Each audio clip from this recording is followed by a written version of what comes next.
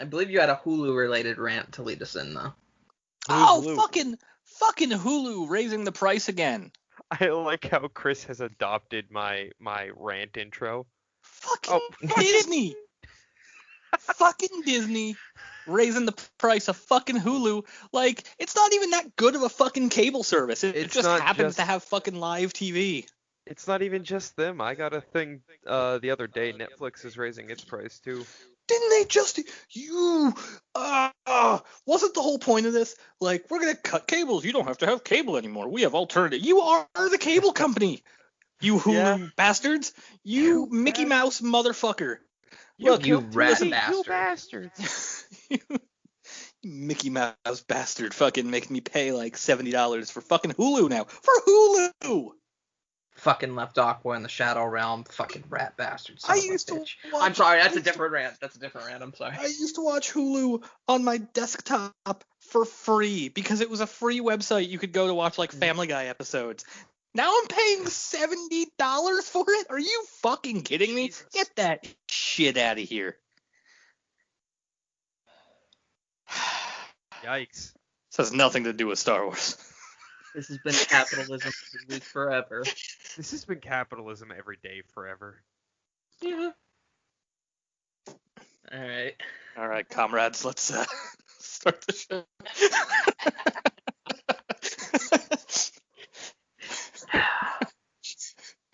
Let's begin the Proletariats podcast.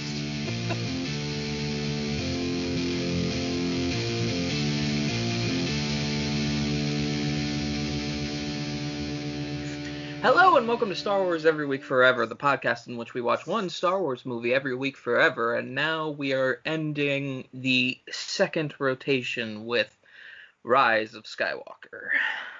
Ben, how's your watch? God, I hate everything. So as everyone knows, I don't take notes. So I'm currently going through our Discord channel because I was ranting as I was watching the movie to jog my memory about all of the things I hate, and I was just like, oh, there's like 5 rants I have here. Chris, how was your watch?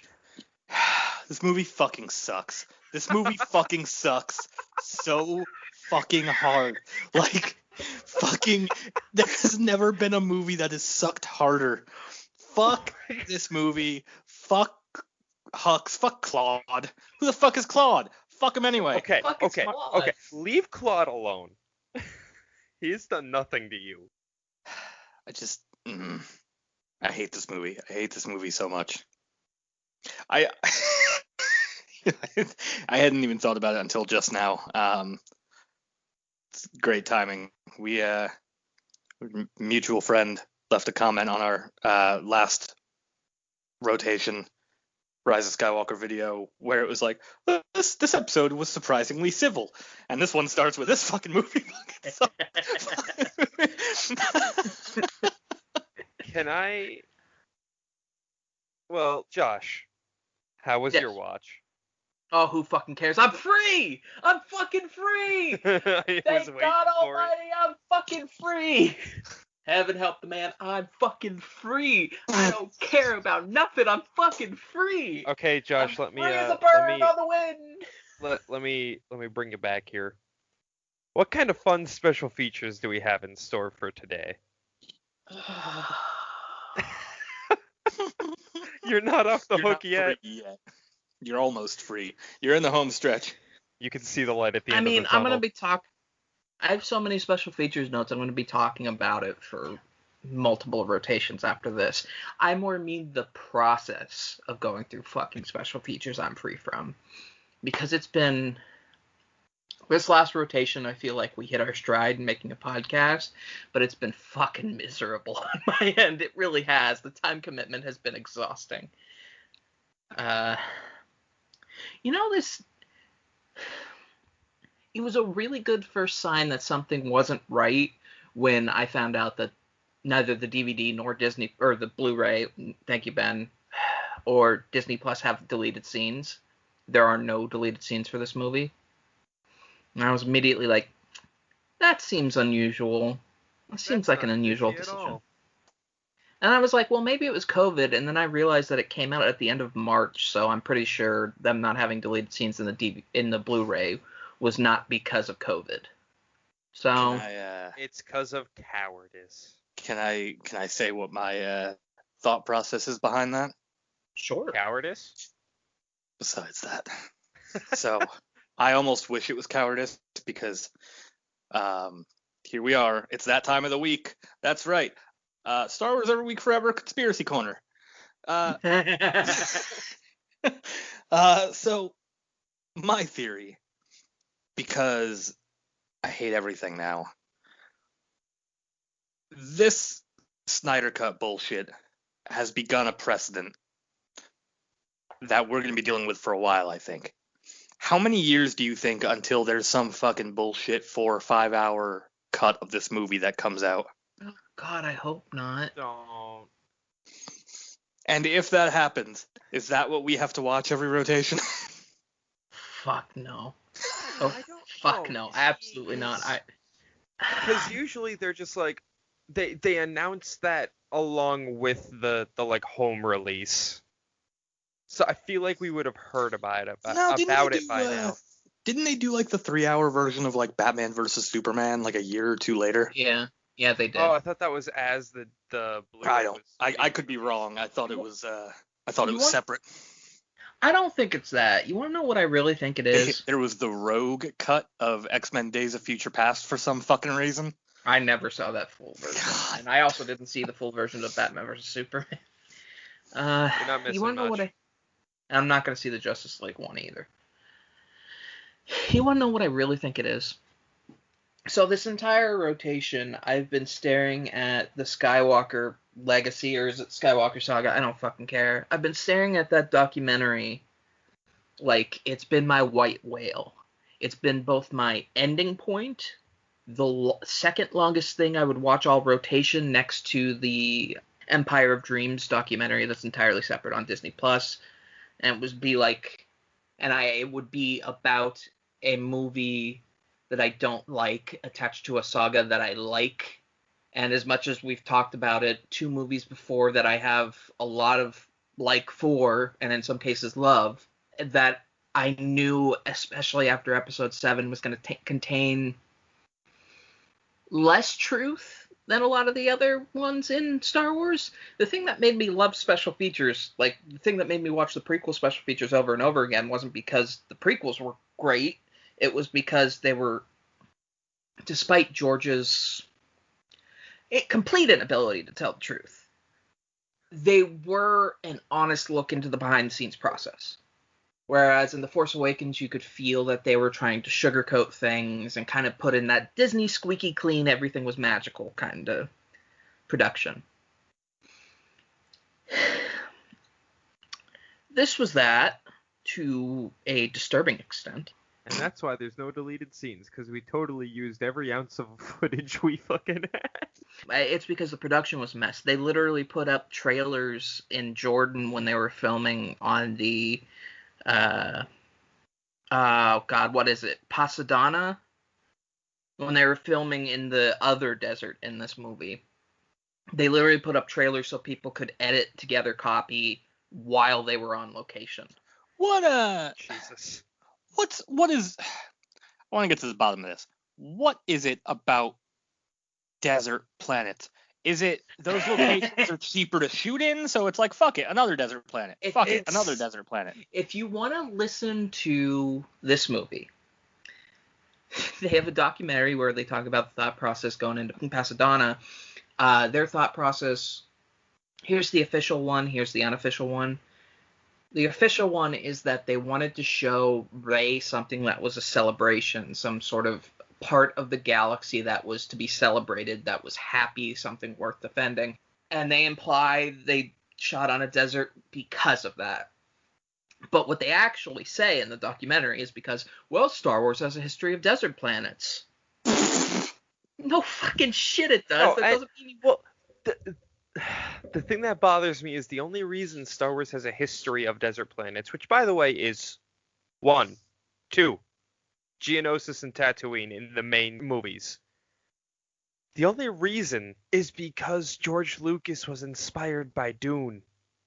That is the only reason that we have 50 fucking desert planets. My stance on the deleted scenes of this movie, the logical conclusion I come to is that they had fully shot and prepared a pod race for this movie. Oh my god, I hate you so you're much. Never going to see. So you're a real son of a bitch for this. Yeah, Thank you.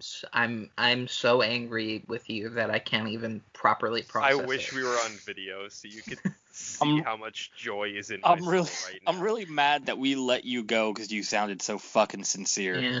I know you guys can tell when my sincerity is straight smugness. It didn't. Such a prick. So here's how the Skywalker Legacy doc starts, and this was when I knew that things were going to be a lot of bullshit. Is it just like a single cam shot of like George from like chest up, like, oh, Anakin. Stop it. Get this out of my head. Cut that. That's so fucking bad. If I have to suffer with it, so do all of our listeners.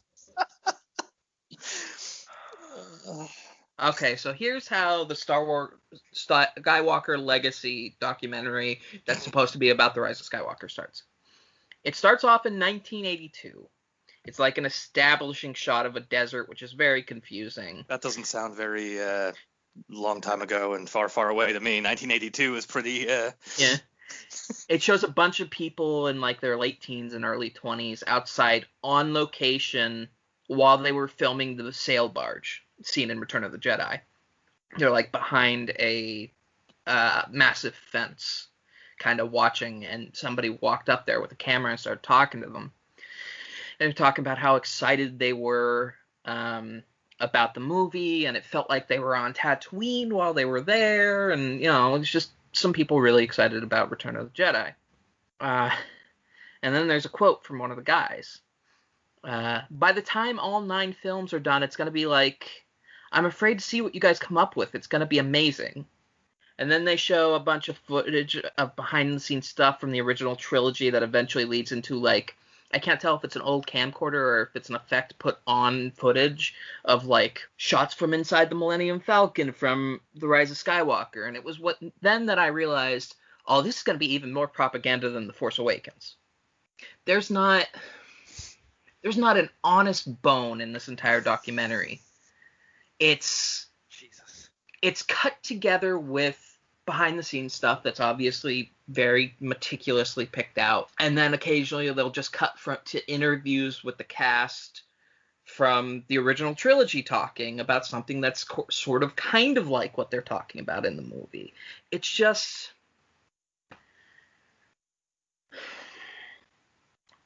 so blatantly insincere. Until The Force Awakens behind-the-scenes stuff, I was looking forward to it because I wanted to see the behind-the-scenes stuff, and then I saw The Force Awakens special features, and I was like, oh, you're not going to be honest about this at all. You're not going to actually show what happened behind the scenes or the production and its ups and downs. No, you're just going to show this, like, like, sugar-coated Candyland version of the making of the movie. Okay. So I have a lot of notes about the behind-the-scenes features, but that should tell you the general tone of what was released. It's just Disney saying everything's great. Which brings me to a comment about the tone of this movie. Oh, no. I actually wrote this directly after the last podcast, and it definitely holds up. There are 2 explanations for the pacing of this movie. Either JJ and Disney specifically wanted to make a movie that nearly never slowed down so that they could trick you into getting into the movie rather than thinking about the movie for 10 seconds. Because I believe it's an hour and 25 minutes into the movie before you get an extended slow sequence, and it's like 9 minutes. Or J.J. I don't Abrams. think the movie really stops until Leia. No, it About doesn't. An hour and 20 in. Yeah, it's when you get it's right after the Han and it's right after the Rey and Kylo duel is the first time this movie slows down. But it's either that they wanted to trick you, which is what it feels like, or J.J. Abrams did a line of coke every morning and said, "All right, let's go fucking do this," because it is so fucking haphazardly quick. You never get a second to breathe. Even when it does a good job of creating an emotion, very rarely, but sometimes it does something to tell you to feel an emotion so you can get on to the next thing. Hey, look, anger is an emotion, and I felt it the whole time. So I think it did a really good job of eliciting emotion. Confusion's an emotion. I felt that at times. Mm-hmm. All right. So, fucking Rey and Kylo dueling. Ben, it's Raylo. Thank you very much. Don't. I will murder you. Don't fucking. You I don't will want. end You your don't want the existence, dollar young store mister. rant that I gave Ben right after we saw this movie. The dollar store. Right. Us and a mutual friend went into a dollar store right after we saw this movie, I got a ranted. rant in a dollar store parking lot. It was also in the dollar store about just the entire anger I had towards Raylo and the shoehorned in lesbian kiss when they could have done something with Finn and Poe. It was just like all of my annoyance going out, all of my gay annoyance just kind of like venting out. Well, like, all right, so fucking the duel with fucking Rey and Kylo, right? So they're going at it. They're swinging their lightsabers like fucking baseball bats at each other. Whatever. I don't give a shit at this point. And then Kylo just stops, turns off his lightsaber, and drops it. Rey doesn't take the lightsaber she already has in her fucking hand and stabs him. She stops whatever swing she's in the middle of, reaches down to pick up his lightsaber, and stab him with it. It's supposed to thematically show that Rey falls to the dark side in that moment. That's why she uses that lightsaber. I understand. But we've seen people fall to the dark side with the lightsaber she's already holding. I mean, yeah, that's fair. And, like, just, like, imagine you are fighting someone with weapons. And all of a sudden, they get a glazed look over their eye, and they drop their fucking, like, sword or whatever. Are you gonna be like, oh, now's my chance? And you reach down and pick up their sword, and then stab them with their own sword. I don't know, man. I'm petty. I might. Yeah. That's just convoluted and unnecessary as shit, and it listen, bothersome.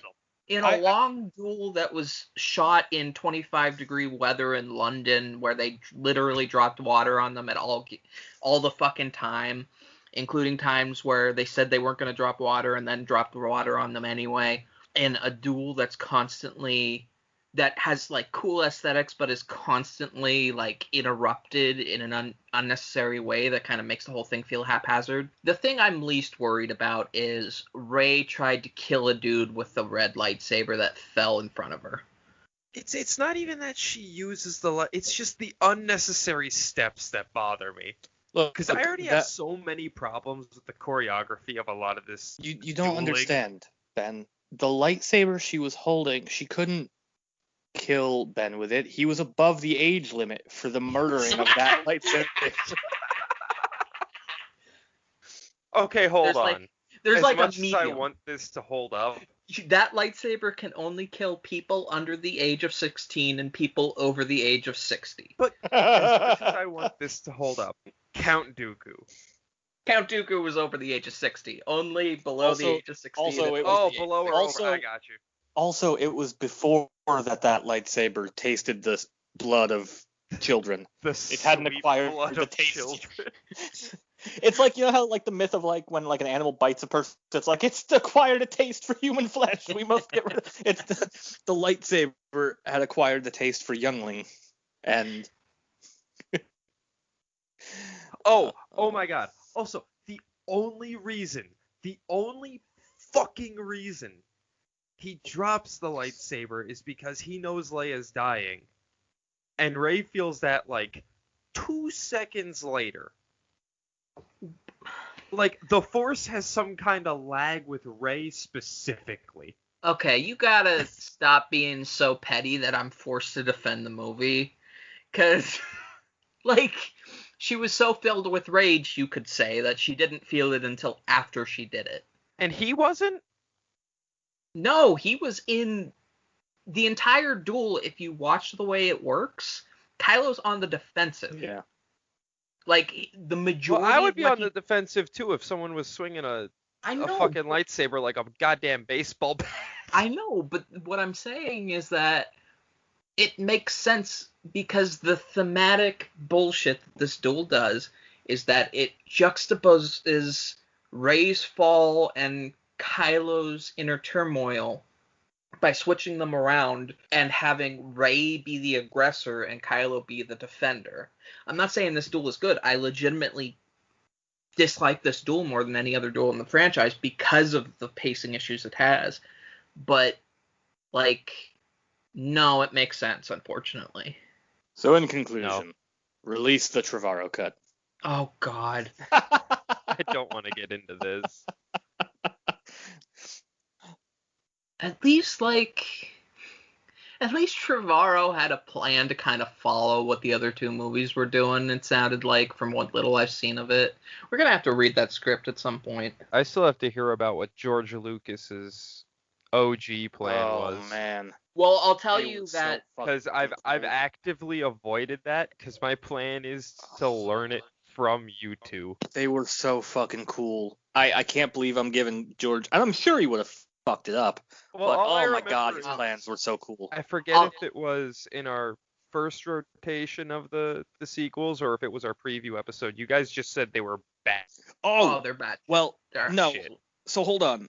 Oh, no, we're talking about the ones he made years ago. Yes. So Yeah. this is a recent thing that just came out with like this new book they're doing. Yeah. Where George talked a little bit about his plans for, 7, 8, and 9. Those plans that have recently come to light sound fucking awesome. And in the interest of fairness, in those plans, from the very beginning, the first concept art for anything to do with the sequel trilogy that was done under George was this Apocalypse Now version of Luke where he's entirely fallen and lost. Yeah. That's like... That and the lead being a woman are the only things that made it into the sequels as far as I can tell. There's like little things here and there, but... Wow. So, according to George, he planned for Maul to be the main antagonist. And then Darth Talon was supposed to be... And Talon! Yeah. Darth fucking Talon! I don't know how you would... I don't like Darth Talon. I don't. I love the design of Darth Talon, but you guys know I'm very fuzzy on the post Andor Legends. Yeah. Can I tell... I don't know if I'm going to keep this in the podcast, but can I tell you all a story? So... Please? When Okay. I was in my late teens, or like maybe 19 or 20 at the latest, I had a book that I had that was like the history of the Force before it kind of got cut down. And I had torn out a bunch of the pages and put them on my wall. And my mom came in one day and was kind of looking at them. It's one of the strangest things I've ever heard my mom say. And she kind of pointed at the one that had Darth Krayt and his Padawans. And she said... Do you find her hot? And pointed at Darth Talon. Like, I guess. Why? And she's like, because she has no hair. How could she be on if she has no hair? I'm like, what does that have to do with anything?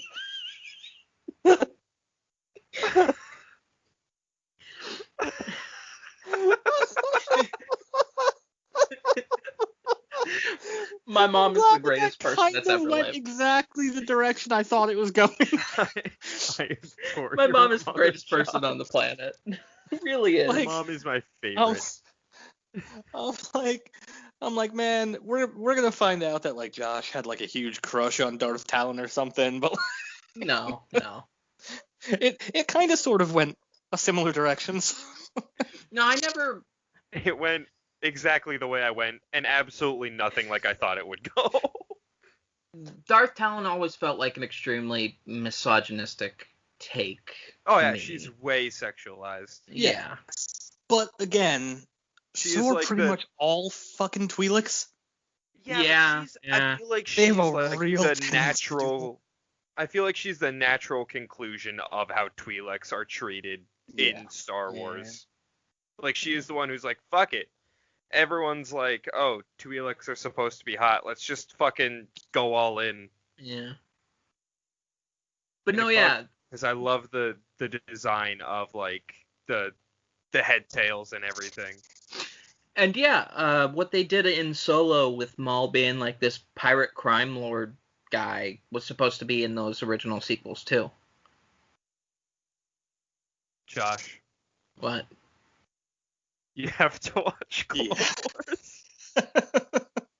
No, I'm just There's gonna saying. be a large portion of the Star Wars fan audience that's gonna go, what they did in Solo, you motherfucker. Because of what you just the way you just Blasphemy. framed that. You're right. I'm just saying. Although Solo's a really I bad movie, and I'm not looking forward to whenever we have to fucking watch it. Oh, I can't wait. But no, yeah. I feed on suffering. And also, but going back to where we originally began, Colin Trevorrow had Rey's parents be essentially handmaids to the Solo family when she was extremely young, and got fired seemingly because her mom was a drunkard, and that was kind of where it came from. When you say the Solo family, The Solo family, Han you're and referring Leia. to Han and Leia. Okay. Yeah. So essentially, it would mean that Kylo remembered her, which is strange, but because he is older than her. But it's strange that he didn't. And it would also explain why Han knew who she was, and it would also explain why Kylo said that her parents were nobody. And I don't think it's like the best explanation, but it's better than fucking Palpatine. I mean, it's pretty by perfect. like miles. Yeah, it's pretty much like, exactly what I think we all wanted from it, which was Rey to not come from some great destiny-riddled family. Super lineage. Yeah. It's like the best of both worlds based on the way it was set up. Also, I will mention this because we've mentioned it multiple times. John Williams doesn't read the scripts ever. He waits until there's an edit made until he starts finalizing the score. So he probably never knew what the fuck happened in the Trevorrow cut. Hence, I want to hear that Duel of the Fates cut, please. Thank you. Y'all, this movie is really bad. I have a mini rant, and it's not even Please. really a rant. Please. So you guys know Boolio, the fucking Mark Hamill alien? Yeah. I was looking at his Wikipedia as I was watching the movie. This is what I do. There's two paragraphs about his design. The bulk of it is talking about how they were trying to figure out how they were going to properly plop his head on the table. In that what like it talks about all the design, like they were like, oh, originally he was gonna hold him by like his hair, but then they were like, nah, that's too brutal. And I'm like, it's a severed fucking head. Like, there's an entire paragraph dedicated to how they designed his head so they could properly throw it on a table. And he just baffles me. Ben, Yeah. I have a lore master question. Oh, God. Because I, too, have a conspiracy. Okay. So... It scares me when you guys ask me these, because... It's not just implied in this movie that Finn can use the Force. It's implied that Jannah and her entire Stormtrooper group can, or at least feels it. It is? Yeah, because the entire conversation that they have on the ocean moon of Endor or whatever revolves around them having this shared feeling before they... Like, her entire Stormtrooper troop did the same thing Finn did, but they all did it together where they had this feeling, because it's the first time that Finn actually talks about it in the movie, that they shouldn't do it. So through that, it can be heavily implied that Jannah and her entire platoon were either Force sensitive or kind of one of them was Force sensitive and feeding off each other. So, I'm sure this isn't canon, but it developed a theory in my head that maybe all the Stormtroopers that were raised from being small children were just the Force-sensitive kids that would have been picked out by the Old Republic, being trained into the ground so they didn't remember they were Force users. I assume that's not canon, but it's weirdly implied. I don't see that being confirmed. I feel like this might be more... issue feels like the natural word, but this might be more of a case of the cosmic force versus the living force. Probably, but like... Where it's, if people don't know, the cosmic force is the more like nebulous, it's the universe works in mysterious ways, and the living force is more the practical, like Jedi, Sith, using their abilities. I kind of see it the same way, but just the way that the scene is framed, it leads one to theorize. And if that's the case, that's actually kind of cool lore. That's kind of an interesting prospect. I never really thought of it framed in that way, to be honest. I'm sure JJ did not think of this at all. But just the way it's presented. Oh my god, Wikipedia just made me think I was having a stroke. They put videos at the top of half of the articles, and the video has a screenshot of Wikipedia. And I honestly thought I was like fucking shorting out. John Williams is in this movie. Wait, he's in the movie? For the first time ever, he has a cameo in this movie. Who does John Williams play? John Williams plays someone who... Oh my gosh. He works in Babu Frick's shop. And it was cool. It was one of the few cool things that I saw in the special features for this rotation. For this movie. Because they had, like... He's in there for, like, 18 seconds. It's, like, just a quick cut to him, and he has, like, some kind of, like, gazer on his eye and is wearing, like, a black shirt. But he's behind a bar, and there's, very much a blink and you'll miss it, kind of. Yeah. But they spent a lot of time on it because he has a bunch of junk around him. And all of the junk around him, there's 51 random pieces of setting. All of them represent one of his Academy Award nominations. Oh, that's cool. That's pretty cool. That's one thing I'll give this movie. Yeah. That's the one concession I'll allow it. The rest of it's shit. Yeah, that feels like the one good thing that came out of this movie. Yeah, but you don't even really see it on screen, so fuck this movie. Fuck this movie. This leads me into a rant that I now don't want to do. But this movie spends a lot of time trying for the entire runtime to have cantina scenes. Yeah. There's so many times where like a shot lingers on like a group of people that are just there for no reason. Yeah. And I'm like, really? We've got like 2.5 hours of movie and all of this pacing, and you're fucking showing me random ass 20% of it. Like, it bothers me.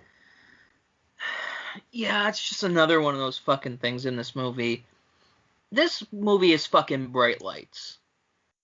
That's what it is. It wants to distract you, is what it is. This movie wants to, it's like bright flashing lights that wants to just keep your attention long enough to never think.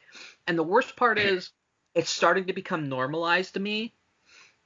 This is the movie that I have the least experience watching. This is my 4th time watching it, I believe. Maybe 3rd.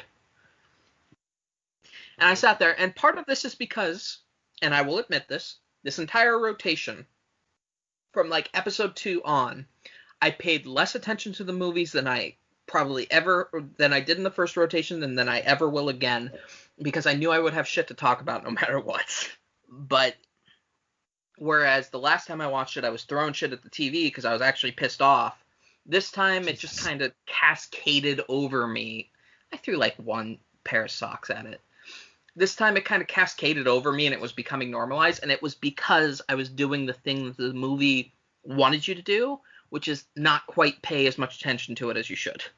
I will say, the last time we watched this movie, the day I watched it and the day we recorded it, I tore my MCL earlier in the day. Yeah, I forgot. And I thought, oh, maybe I'm this miserable because no, I'm still pretty fucking miserable. It's a bad fucking movie. The pain from the MCL tear gave me something else to focus on throughout the watch of this movie.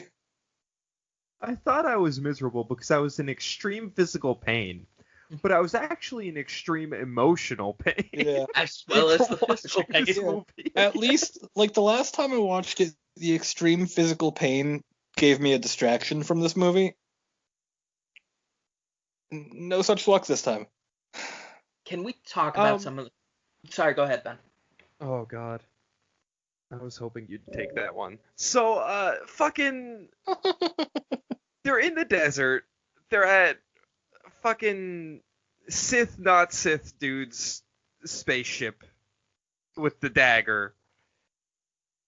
And there's just 2 random-ass First Order transports, like, right around the corner that nobody fucking noticed.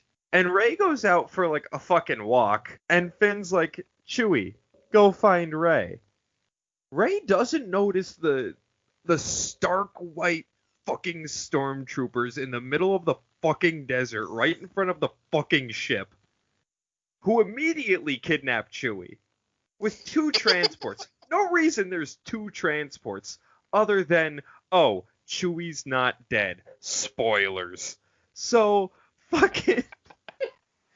Yeah, take that, R.A. Salvatore. How goddamn convoluted half the shit this movie tries to get done, because that's nothing compared to, like, the fucking part at the fucking moon on Endor. Okay. That actually brings up multiple rants that I've been meaning to have for, like, 2 rotations. So, first of all, it's a combination of, like, rants from across the spectrum of the podcast we've done so far. First of all, JJ, for someone who loves A New Hope so much and understands Han Solo so much, does not seem to understand Chewbacca in any way, shape, or form, because it's twice now that he's put Chewbacca in shackles without having him fight back, which is like a gut reaction that Chewbacca has to any situation where he ends up in shackles. Almost attacked one of his companions for suggesting they put him in shackles. Yep. It also brings up Rian Johnson in The Last Jedi special features.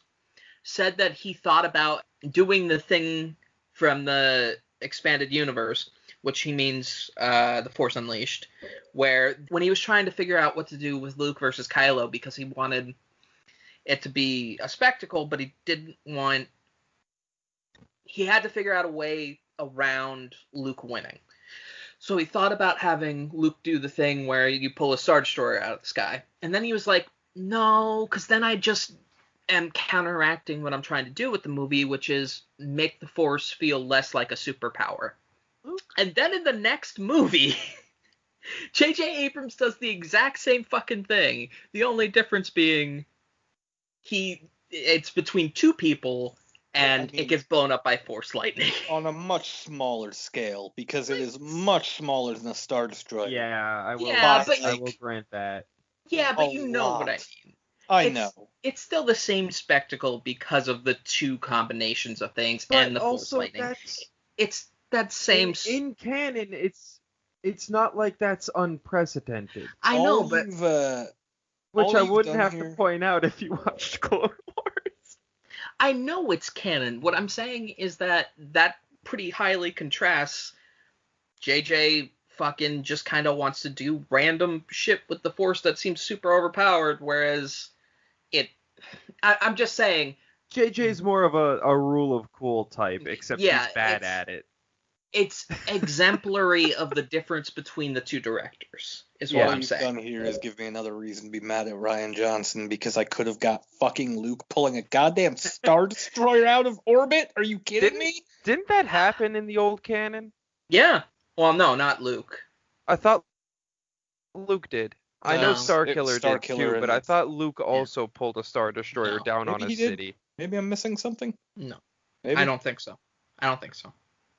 And then the other one that came up from that, which has been bugging me since the first time I saw this movie. So this fucking dagger is supposed to be this terrible, terrible ancient weapon of the Sith. Which, by the way, why did Anakin Skywalker implant into C-3PO's programming to not translate Sith? But anyway... Why does this ancient fucking dagger have the map to the Death Star, which was made 30 years before the events of this movie? It's the key to the Death Star, but it's also this timeless, ancient, terrible weapon. Why does it have this map in it? Thank you for saving one of my rants, Josh. Yeah. I've been meaning to bring that up for a long time. Oh, and this is a movie of fucking because MacGuffins and convoluted puzzles with answers that shouldn't work. Yeah, that's the thing. Like, that's it's just fucking. It's all garbage. It's all. And you all realize that at some point we're going to have to stop cutting off, and it's very natural right now because fuck this movie. But at some point, we're going to have to stop thinking, well, it works that way because this movie sucks, and start looking at it in a way of, why does this happen? Because that's where the comedy is, rather than just the depression.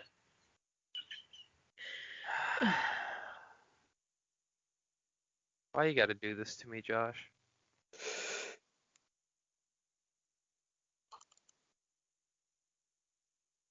All right. I have two more people to add fucking to what I... Dio.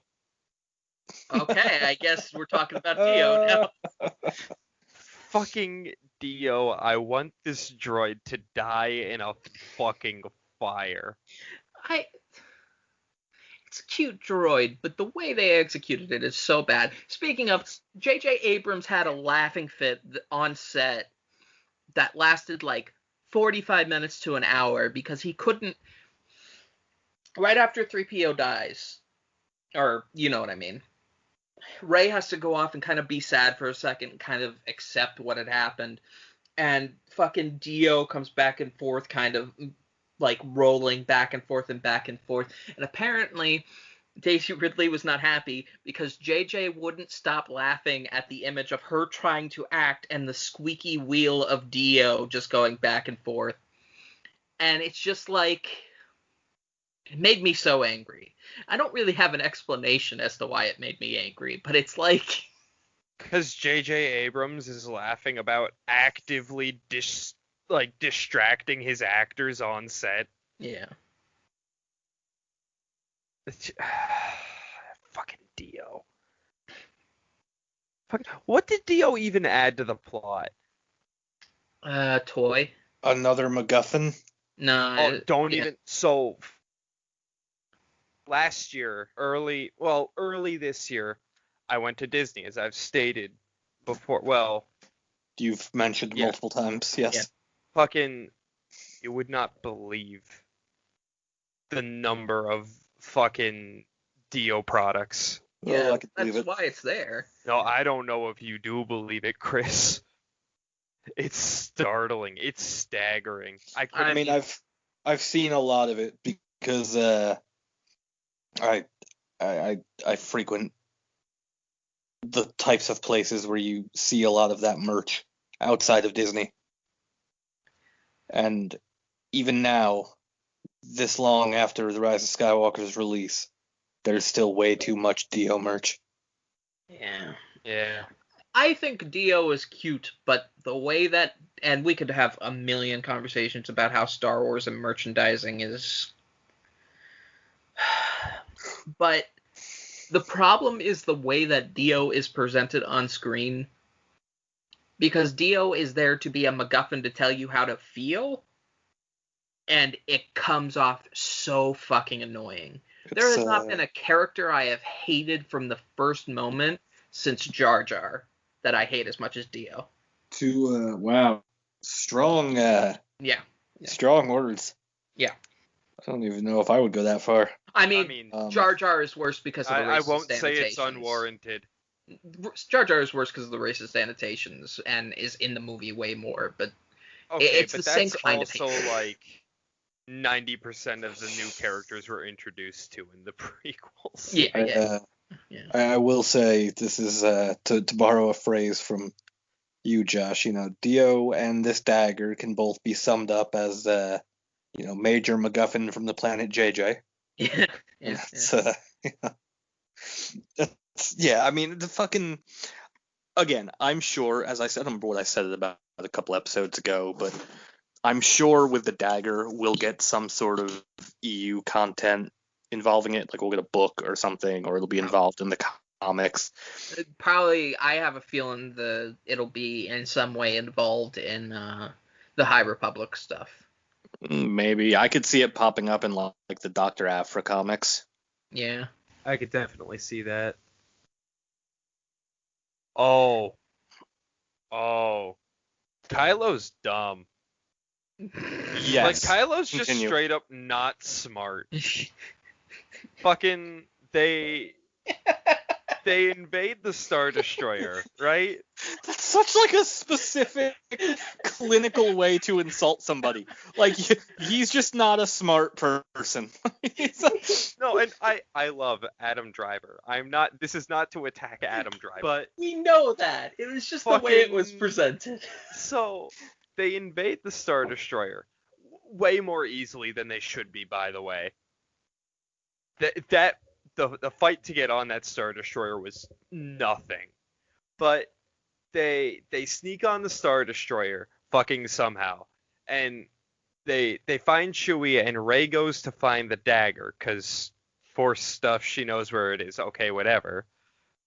When her and Kylo have the like Force duel thing, she's holding the dagger that they put in his quarters. And the whole time he's wondering where the fuck she is, while she's holding the dagger that was in his quarters. Mm-hmm. And it's not until they break the Darth Vader thing where he thinks, oh, I have an idea.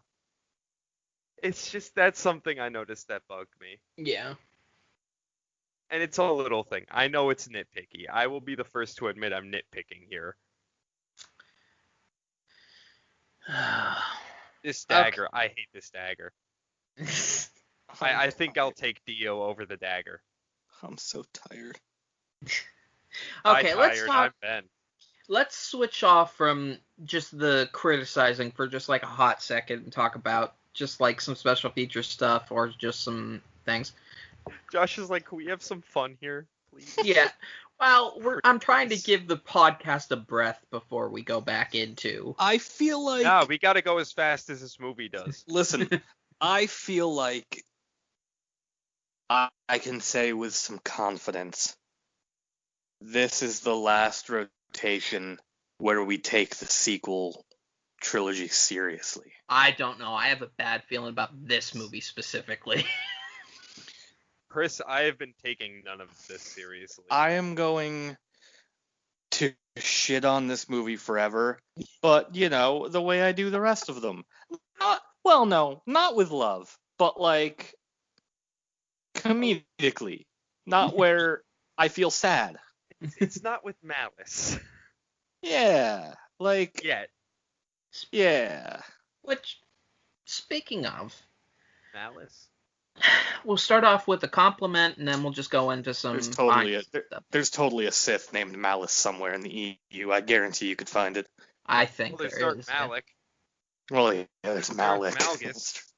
Yeah, there's a lot of Darth M's. Okay, so I wanted to give some credit. Daisy Ridley does an amazing job with some absolute dog shit in this movie. I think fucking superb. But, like, her especially, Yeah. She's able to get some emotion out of just, like, the most nonsensical fucking shit. It's goddamn superb. I'm trying to pick... Okay, so then you're going to go to a desert planet. You're going to find a dagger. And you're going to find a droid. And then you're going to go to another planet where Poe's going to do some shady stuff. And then you're going to go to a Star Destroyer where you're going to get the dagger. Daisy Ridley, after doing the scene with the snake, said that she felt like she had chemistry with the snake and that it was super weird. And JJ was like, yeah, I know, it was super weird. You did have chemistry with that snake. And she did, because she's amazing. I'm not going anywhere near this one, John. Acting chemistry. No, I know what you're saying. I don't know how to approach this. Like, I could feel the tone of her saying that, and JJ, like, right? I was thinking the same thing. He went, like, his first reaction was like, are you kidding? Because I'm not kidding. I actually think you had chemistry with the snake. And she's like, yeah, I had chemistry with the snake. I'm like... JJ, do you guys watch Keaton Peele? Yeah. Yeah, you ever see the skit about the hype man who doesn't shut the fuck up? That's JJ, yeah. That's JJ. That's absolutely JJ. 100% JJ. So I wanna add some people to what I consider like the backstage features wall of fame. It's like a hall of fame, but it's on a wall that doesn't exist. It's just the people that I'm highly amused by and kind of adore in the backstage features. They're right on the wall next to Darth Talon. Victoria Manoy. She was the second unit director for the movie, and second unit is essentially it's someone who's in charge of supplementary shots. It includes like on location filmings of things that will be layered to scenes later, specifically on green screens and CG and stuff like that. It's establishing shots. It's stuff that you don't necessarily need actors for. It's kind of just like taking care of shots that need to be filmed, but not with anyone there. This woman is fucking amazing. It is revealed as she talks that she used to be. It's implied that she used to be a pro DMX rider.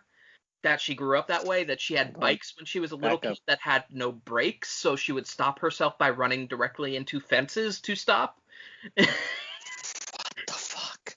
She rode dirt bikes into lakes. I don't know why, but that is something that she says she did pretty often. What is happening? I need you to know. When you first started that sentence, I don't know if you said it wrong or if I heard you wrong. I probably heard you wrong. I thought you said pro DMX rider, and I was like, what does that fucking entail? Like, I don't know. I probably said that because I have no idea. I just know what DMX is. As in DMX the rapper. I was like, what does pro DMX rider entail? That sounds exhausting. Isn't that DMX? Yeah, DMX. BMX bikes. Oh yeah, that's what I mean. BMX, yeah. BMX. So you did totally say DMX. It's a typo. Okay. It's a typo. It's a typo. I was very confused and intrigued for a moment. I was like, what does pro DMX rider entail? It's BMX. I have a typo here, and that's why I said it that way. Fun fact: DMX had a performance scheduled in my hometown like 5-6 years ago, and then he OD'd and almost died. Oh God. Anyway, this woman is fucking amazing. The first time that you see her, she's essentially she's with the UK unit, and they're preparing what they're going to do in Pasadena, which is they essentially had to build like a they had to build a practical effects BMX cart or whatever. I don't know anything about that stuff, but it was like they had to build one in order to put the bike on top of, in order to layer that in, which we'll talk about in a minute. But they had to go and film that separate from everybody else with stunt people. She essentially said, all we really need is like 50 feet, and then she looked at the people from the UK and like kind of stuck her neck up and said, or whatever that is to you all. Whatever that is in British. Yeah. and then they were finishing up the meeting, and somebody was saying, all right, we'll get the boys together, and she's like, not all boys. Some of us aren't boys on this team. And I was just like, okay, fair to you. This woman seems amazing. She went out and bought a Naboo. Awesome. She bought a Naboo starfighter and a T-16 speeder, and essentially described how she was going to film on top of a dune using them. And I was just like, this woman is fucking amazing. Real ones. Real one. Well, yeah, little toys. Toys ones she bought from a store. Actual. Yeah, she brought an actual Naboo starfighter and an actual T-16 Starhopper and a fucking Naboo starfighter. I'd also like to call out Eunice Huthart. I hope I'm pronouncing that right. She was in charge of the stunts for this movie. I don't think she was in charge of the stunts for the previous two, but she was in charge of this one, and I just wanted to call her out because the actors seem to adore her, and she seems to kind of push the actors to their limits, and you can watch her when she's watching people perform stunts. She kind of like mimes them with her body, and it's absolutely gut-busting, and I love her. So they can go on the wall of fame. I can't judge, because if I was in her position, yeah, I'd probably be doing the exact same fucking thing. So excitable. So those are two people that I can add to the people I adore from these productions. I just was very entertained, and they were the only people that made me happy watching that fucking propaganda film.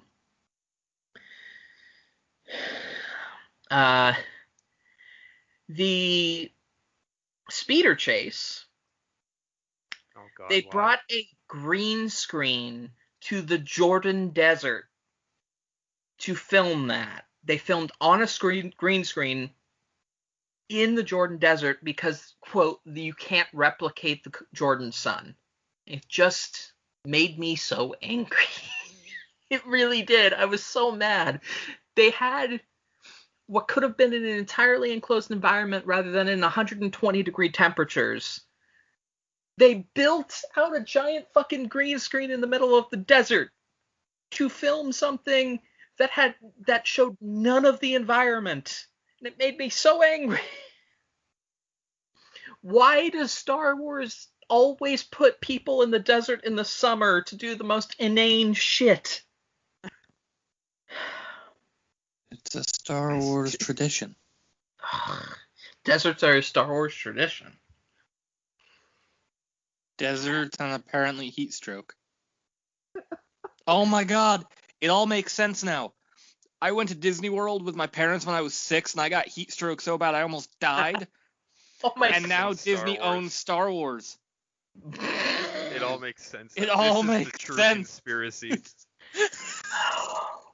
I've blamed Mickey for this all these years. Really, I should be blaming like the ghost of George Lucas past. Wait, Josh. Yes. Josh. Yes. Josh, I think we have a spy. I think Disney owns Chris. Oh God. Because Chris had heat stroke at Disney. I don't. Ben, I think we gotta pull the plug. Ben, what the fuck are you talking about? Don't tell him. Don't tell him. Ben, what the fuck are you talking about? No, listen, it all makes sense. So, Everyone knows that Star Wars records in deserts in the summer. Uh-huh. Chris got heat stroke while he was at Disney. Disney owns Star Wars. Is this Chris what it felt like when I Disney. did the tone poems? Because in that Am case, I a stroke? I think I smell toast. Is something burning? Ben, I don't. Oh my god, I think the heat stroke's coming back. I feel like I'm. Josh. Is this what it felt like when I did the tone poems? Yeah. Was that how bad? Okay. Speaking of. No. That is not occurring next week. Okay. I'll kill you. I'll kill you. No, I won't do it next week. So I have a few. Billy Lord played Leia in the scene where Leia is fighting Luke. If you don't know who Billy Lord is, she adore Billy Lord. Is of course Carrie Fisher's daughter. Oh, I thought they were just fantastic. I thought they were like CGI'd. Well, they are, but they're actual actors and CGI faces. Yeah. I thought you meant like. Never mind. And she also plays Kettle Kokonix in the films, in these 3 films. She is absolutely fantastic in everything. She's been in American Horror Story the last few seasons. She was in American Horror Story? I've heard good things. She's been in the last 3 or 4 seasons of American Horror Story. She's great. Okay. Now let's talk about things that made me angry, unless anyone else has a rant that they want to go on. Like all of it? Do you mean all of it? Yeah. I do have a rant, but... Yeah, put it out now before I really start... Fucking Exegol. Fucking Exegol. Exegol fucking disturbs me. Not in the sense that like it's evil and it's meant to be evil and ooh spooky. It disturbs me because like fucking okay. Palpatine, right? Is on this giant metal like fucking arm girder thing. And he just like navigates through these giant rock ceilings somehow. And it bothers the hell out of me. And I wanted to get some background on Exegol for today. So just a few minutes ago, I was on Wikipedia, and there's some like fucking background on Exegol for you. There's like nothing on Exegol, and these movies try to have so much fucking depth of lore, which Disney writers can do. There's some very good deep lore in the new canon, but not in the movies. Because, like, Exegol's apparently discovered by one Jedi guy something in one of the books that Luke had, who literally has 2 sentences on his fucking Wikipedia page. Okay, I gotta get this out. This might be the start of the entire just like long rant, but here we go. Do it. So in the in the Skywalker Legacy, they just offhandedly say, oh, and Exegol is probably the birthplace of the Sith. And I'm like, look, I understand that Korriban has some kind of weird new name in the new canon, but Korriban still exists. You fucking... That's the other thing. So they use fucking Exegol. Why the fuck don't we just go to Because it would have been another Korriban? desert planet. Wait, what's this? If they put fucking Korriban in this movie, it would have been another fucking desert planet. Exegol's a desert planet. I don't know what the fuck Exegol is. It seems like the location they go to is some weird shit, but Exegol is generally described as an arid desert planet. Ugh. So I'm sorry, Josh, but either way, you got a fucking desert planet. Okay. I need to. Yeah, this is probably gonna start. Does anybody else have anything they need to get out? Because I'm going to be talking for a while. I do, but I need to save it. Yeah, this is going to be a long episode again, isn't it? Yeah, that's why I'm bottling it for now. Okay. So I was really ready for J.J. Abrams to say it felt like the most natural thing in the world to bring back Palpatine, because he uses the term "it felt like the most natural thing in the world" all the fucking time. But he didn't say that. It actually was worse. From another writer from the doc, quote, "The idea came up of, well, what if Palpatine lived in some way? Within about 30 seconds of discussing that idea, we just knew it was the right idea, because we knew that has always been a story about Skywalkers and Palpatines." First of all, about Palpatines? It's always been a story about Palpatines? The character, that is like heavily featured in the prequels, but only shows up in like the last half of fucking Return of the Jedi? That seems just slightly rewriting. But also, on top of that, you thought about it for 30 seconds and then decided to put it in the movie? That's all the time you gave this decision? Because it really fucking reads as such. It was just that good of an idea, Josh. JJ on the same subject. It's a generational story. The idea of the story of these grandchildren grappling with the same things that their predecessors dealt with. It just felt poetic. Thank you, George. Quote, "My favorite scene from the prequels. Palpatine telling Anakin about the story of Darth Plagueis the Wise and his obsession with cheating death. And it sits there like the greatest setup of all time." Hey, JJ, do you understand what that scene's supposed to be? Because the way that you describe it, it seems to imply that Palpatine was always obsessed with overcoming death, which, admittedly, it's a very Palpatine thing to do. But that's not why the scene's in the fucking movie. The scene's in the fucking movie because he's trying to tell Anakin what he wants. It's not he's trying to impress Anakin to get him to turn to the dark side. It's not there for your shitty return of fucking Palpatine. And I got so fucking angry. The end of this fucking doc. Someone said on the writing team to JJ, apparently JJ and his co-writer spent a lot of time trying to figure out how to end this movie, and a long process before the script was finished. That co-writer has a lot to answer for. Yeah, especially since there were a lot of Legends books sitting on that fucking... Yeah, you know what? No, pause the fucking podcast. I want this guy's name. Pause the podcast. Insert intermission music. The intermission music from Monty Python. Chris Terrio. God damn it, Chris. God damn it, Chris. Apparently, the people working with Chris Terrio and J.J. Abrams said they were taking so fucking long to figure out the end of this movie because they didn't want Star Wars to end. And yeah, that feels fucking right. And they also talk about the thing that pissed me off so much and still pisses me off so much, which is the ending where they started bit.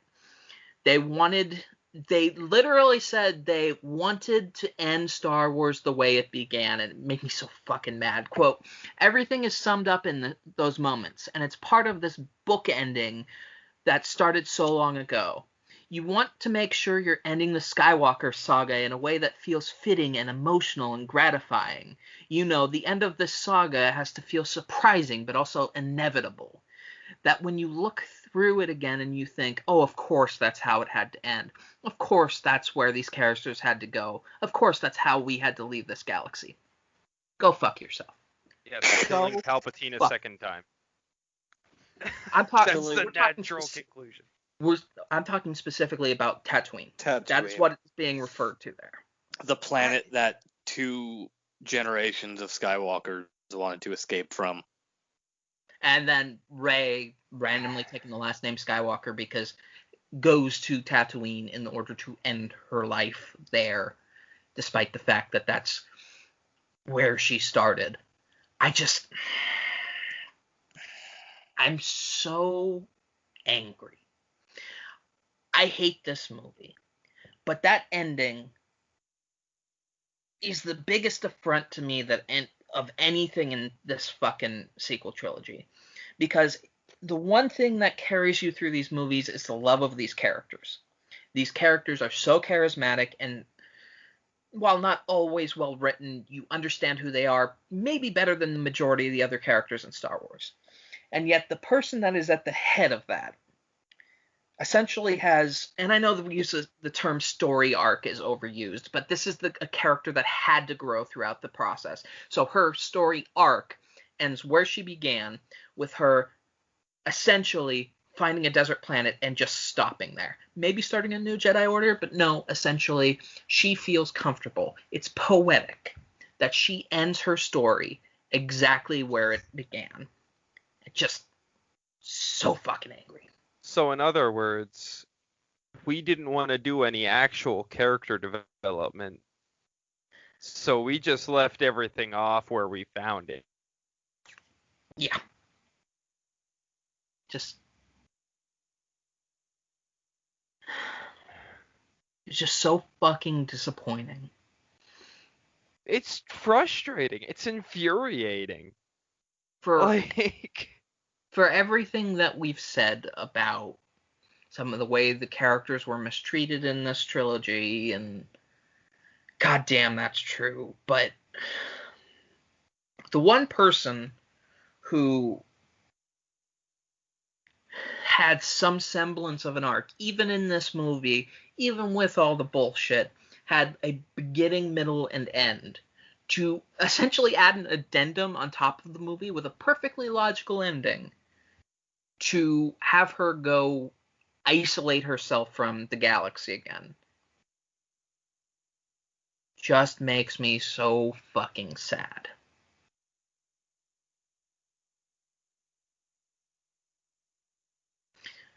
But it's the most natural thing in the world. Fuck and it you. feels inevitable. Fuck you, it's inevitable. I'm not saying fuck you to Josh, by the way. That sounded a bit more aggressive than I intended towards you. You didn't insult Tarful. I can't go that hard on you. Fucking Tarful. To bring us out of this sadness, I have a real quick note. Not an actual note, a note in my brain, because I don't write things. He was not a children.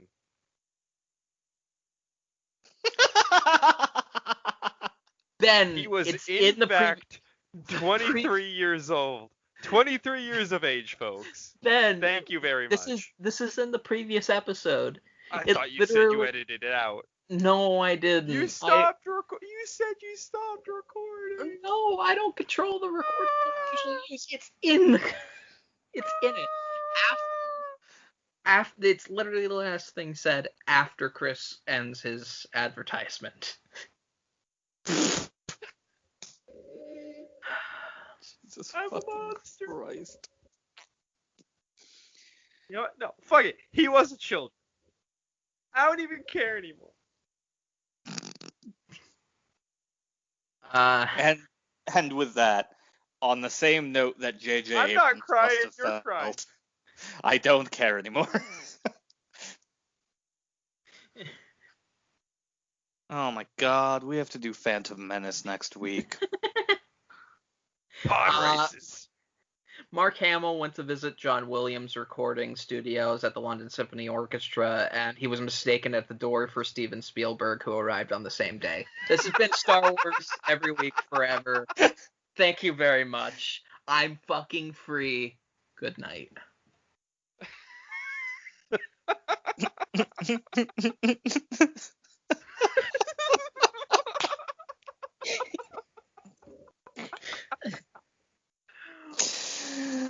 Oh my god. We're all coming unhinged. So is it going to be Stephen Hamill or Mark Spielberg? I don't know. I'm fucking free. I'm free. I'm a big fan of Mark Spielberg for some reason. Mark Spielberg is my vote for the name of this episode. Hello. It's Chris again for the suggestion. So, my suggestion this week is something that we have actually talked about a fairly decent amount on the podcast so far between myself and Josh. It's something I personally love. It is the Legacy of the Force series. It is 9 books. It was written by 3 authors? 3 authors. in, I believe there's 9 books altogether. Yeah, there's 9 books. 3 authors wrote all of them. They kind of mixed it around. This comes after a lot of big moments in the Star Wars Expanded Universe. And this is, to me, what I've always considered the end of the EU, for better or for worse. The first book came out in 2006. Last book came out in 2008. Jason and Jaina play a very large part, as to, obviously the big 3, so to speak.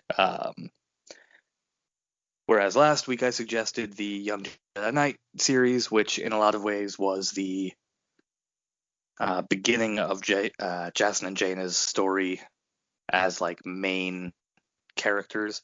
This is very much the end of that story. And there were a few years of books left before the EU was nuked after this, but I didn't read much of it, and this feels like a pretty good place to leave it. So for that reason, I've always considered this the end of the EU, and this is my suggestion for expanded Star Wars media for this week. To supplement my Legacy of the Force suggestion, let me leave you with a quote from one of the authors, Aaron Alston. Quote, there will be pages, lots and lots of pages. Most of the pages will have letters on my way back around them, and a vast majority of these letters will be in the Roman alphabet. Thank you for your time. What the fuck?